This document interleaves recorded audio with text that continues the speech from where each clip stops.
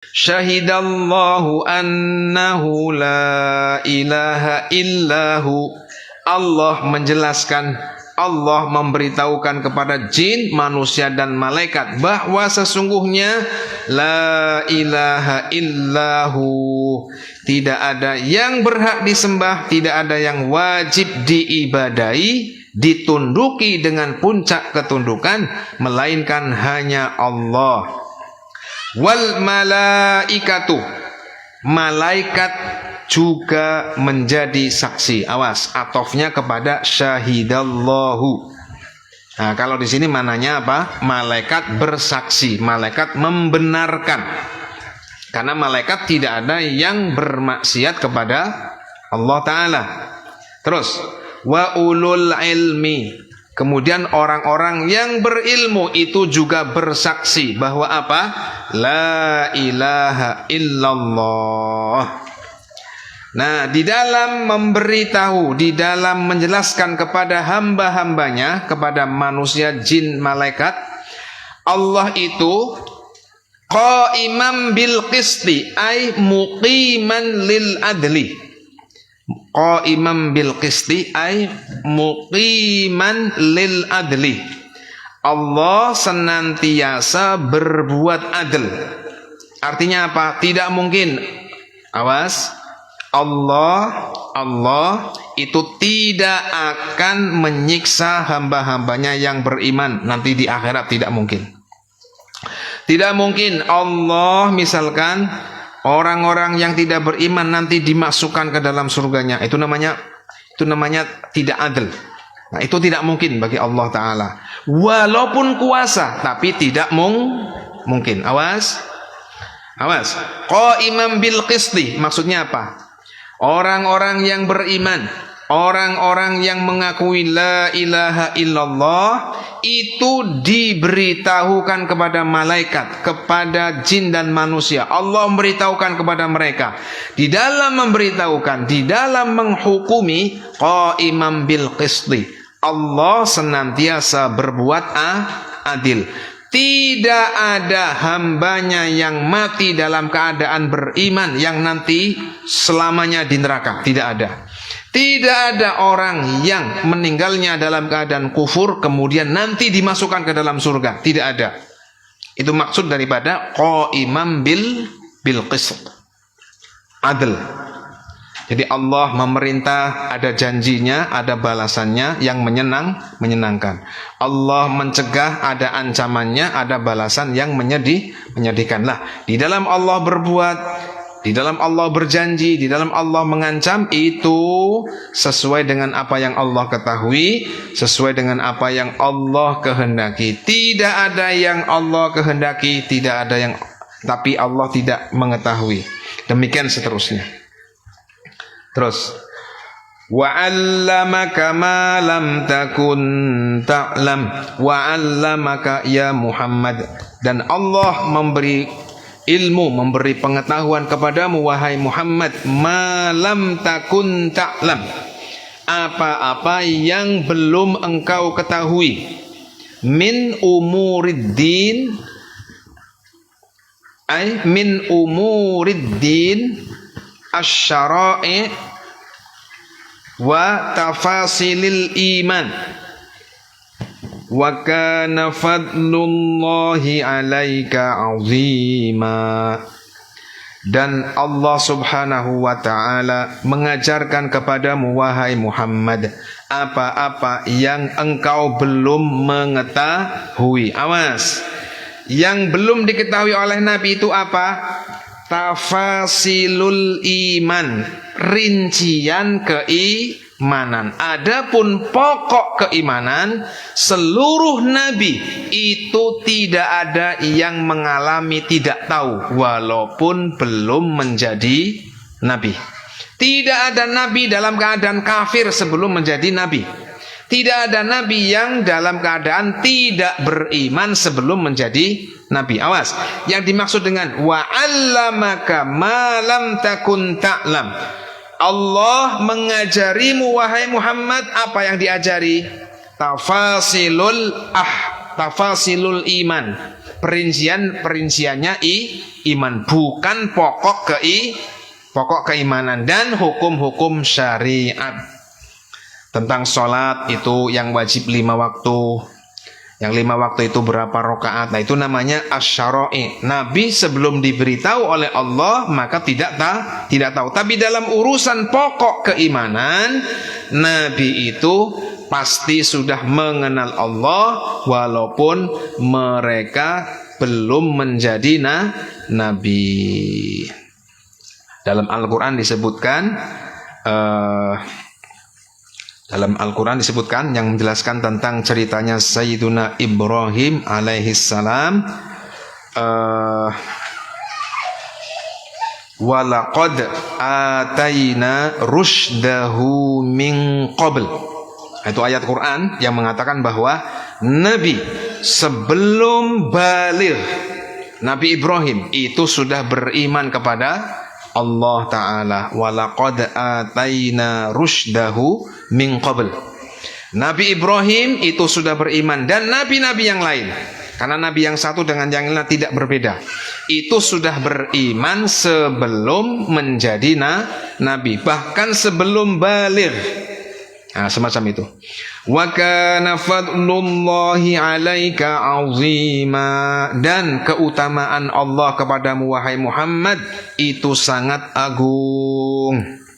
Nah, ini apa? Ini menunjukkan apa? Betapa yang namanya ilmu itu harus dipelajari. Ilmu itu adalah anugerah dari Allah Ta'ala. Yang berilmu walaupun, mohon maaf, secara lahiriah, secara ekonomi, secara maliyah, harta benda itu sedikit, tapi panjenengan berilmu, bersyukurlah, karena itu adalah warisannya para nabi. Masya Allah. Nabi walaupun kaya tapi tidak mewariskan harta. Nabi Sulaiman itu orang yang paling kaya, tapi begitu meninggal hartanya untuk siapa? Untuk umat Islam, bukan untuk anak keturunannya. Nah, Nabi itu tidak menurunkan, tidak mewariskan dirham wala dinaro, tidak mewariskan harta benda. Yarfa'illahu alladhina amanu minkum. Allah mengangkat derajat satu orang-orang yang beriman. Orang kalau beriman itu derajatnya sudah mulia menurut Allah. Awas, orang yang beriman dibanding dengan orang yang tidak beriman itu derajatnya lebih mulia orang yang beriman menurut Allah Ta'ala. Maka jangan mengatakan begini. Awas, orang yang alim, orang yang beriman, berilmu, tapi orang lakoni ilmune engkau bakal disiksa sadurunge penyembah berhala. Awas, orang yang beriman saja, beriman, ilmunya cukup-cukup saja, itu derajatnya diangkat oleh Allah Ta'ala. Yarfa, Allah mengangkat derajatnya orang yang beriman.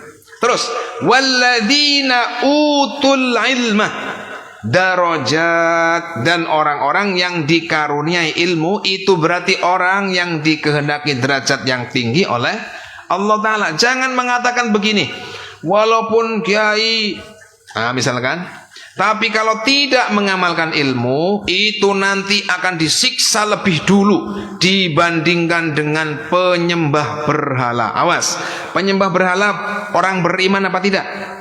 Tidak beriman. Kenapa? Kemudian derajatnya lebih tinggi daripada dengan orang yang beriman.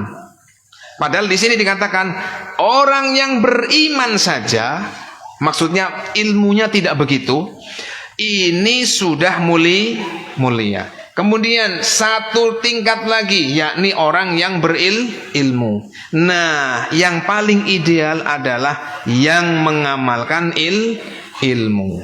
Jadi orang yang tidak beriman bandingannya dengan orang yang tidak beriman, mulia yang beriman. Orang yang berilmu beriman dengan orang yang beriman tidak berilmu, mulia mana? Mulia yang beriman yang berilmu. Orang yang beriman, orang yang berilmu, orang yang mengamalkan ilmu dibandingkan dengan orang yang beriman, berilmu tapi tidak mengamalkan ilmu. Mulia yang beriman, berilmu, mengamalkan ilmu. Jadi jangan dibandingkan begini. Orang alim Islam, alim berilmu, tidak mengamalkan ilmu dibandingkan dengan penyembah berhala. Ini enggak sebanding. Karena apa? Orang yang beriman itu sudah lebih mulia dibandingkan dengan orang yang tidak beriman. Bisa dipaham ya? Nah, semacam itu. Masya Allah. Ingat-ingat ayat ini. Panjenengan yang berilmu itu sudah mendapat anugerah dari Allah. Apalagi yang mengamalkan ilmu. Allah yaj'aluna minal muttaqin, minal ulama'is salihin.